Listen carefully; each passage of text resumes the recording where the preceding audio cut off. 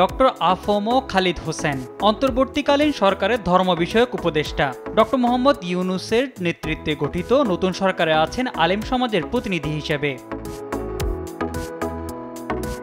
তার পুরো নাম আবুল ফয়েজ মোহাম্মদ খালিদ হোসেন। ১৯৫৯ সালের ২ ফেব্রুয়ারি চট্টগ্রামের সাতকানিয়া উপজেলার মক্কাবাড়ি এলাকায় সম্ভ্রান্ত মুসলিম পরিবারে তার জন্ম। ১৯৮২ সালে চট্টগ্রাম বিশ্ববিদ্যালয়ের ইসলামের ইতিহাস ও সংস্কৃতি বিভাগ থেকে বিএ অনার্স ও ১৯৮৩ সালে এমএ পাশ করেন।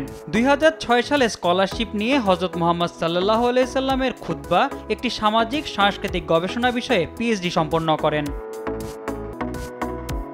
১৯৮৭ সালে সাতকানিয়া আলিয়া মাহমুদুল উলুম ফাজিল মাদ্রাসায় প্রভাষক হিসেবে কর্মজীবন শুরু করেন। তিনি ওমর গনি এমইএস কলেজের ইসলামের ইতিহাস বিভাগের অধ্যাপক ও বিভাগীয় প্রধান, এশিয়ান ইউনিভার্সিটি অব বাংলাদেশের খণ্ডকালীন অধ্যাপক ছিলেন।